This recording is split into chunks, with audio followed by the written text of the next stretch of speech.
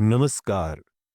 आप सुन रहे हैं द बॉलीवुड रेडियो और मैं हूं आपके साथ आकाश। दोस्तों, आज के इस पॉडकास्ट में किस्सा है सईद जाफरी का। आज के दौर में किसी बॉलीवुड एक्टर का हॉलीवुड फिल्म में काम करना बहुत बड़ी बात मानी जाती है, लेकिन सईद जाफरी ने ये उपलब्धि 60 के दशक में ही हासिल कर ली थी। उस जमाने में जब भारतीय कलाकारों के लिए विदेशी सिनेमा के दरवाजे लगभग बंद थे, उन्होंने ब्रिटिश और अमेरिकी फिल्मों में अपनी एक खास जगह बनाई। उनके अभिनय का लोहा न केवल भारत में माना गया, बल्कि 7 समंदर पार भी उनकी कलाकारी की जमकर तारीफ हुई। 8 जनवरी 1929 को जन्मे सईद जाफरी को बचपन से ही अभिनय का शौक था।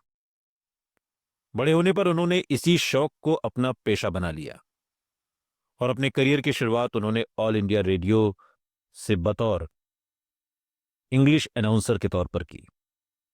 उनकी आवाज में एक अलग ही ठहराव और असर था, जो लोगों को तुरंत अपनी ओर खींच लेता था। इसके बाद उन्होंने थिएटर की दुनिया में कदम रखा और साल 1951 में फ्रैंक ठाकुरदास और बेंजी बेनेगल के साथ मिलकर अंग्रेजी थिएटर कंपनी यूनिटी थिएटर की शुरुआत की। थिएटर से फिल्मों तक का सफर सईद जाफरी के लिए आसान नहीं था, लेकिन उनकी मेहनत रंग लाई। उन्होंने फिल्म गुरु से सिनेमा की दुनिया में कदम रखा और फिर धीरे धीरे अपनी एक अलग पहचान बना ली।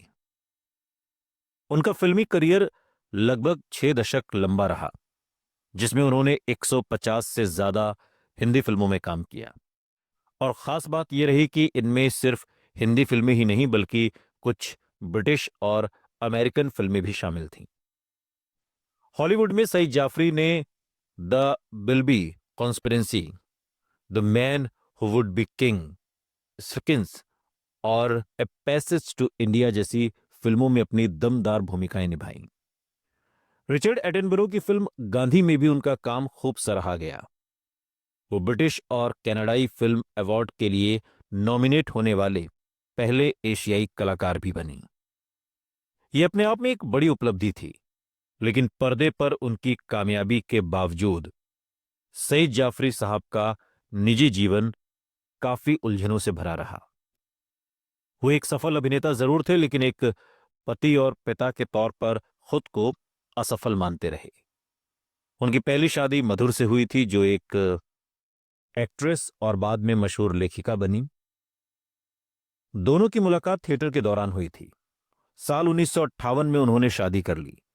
शादी के बाद दोनों के बीच मतभेद उभरने लगे। कहा जाता है कि सईद जाफरी पर ब्रिटिश जीवन शैली का असर ज्यादा था और वो अपनी पत्नी को भी उसी अंदाज में देखना चाहते थे, और इसी वजह से रिश्ते में दूरियां आ गईं। इस शादी से उनकी 3 बेटियां हुईं, लेकिन इसके बावजूद दोनों का रिश्ता ज्यादा समय तक नहीं चल पाया और साल 1966 में दोनों ने तलाक ले लिया। तलाक के बाद सईद जाफरी एक विदेशी महिला के साथ रहने लगे, लेकिन बाद में उन्हें अपने इस फैसले पर बहुत गहरा पछतावा हुआ। वो खुद को पहली पत्नी और अपनी बेटियों का दोषी मानते रहे। कई इंटरव्यूज में उन्होंने इस बात को स्वीकार किया कि करियर के दौर में उन्होंने अपने निजी रिश्तों को नजरअंदाज कर दिया।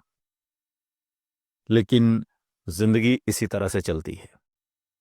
सईद जाफरी ने एक शानदार जीवन जिया, शानदार फिल्मी करियर उनका रहा और न सिर्फ देश में बल्कि विदेश में भी उनकी अदाकारी का लोहा माना गया।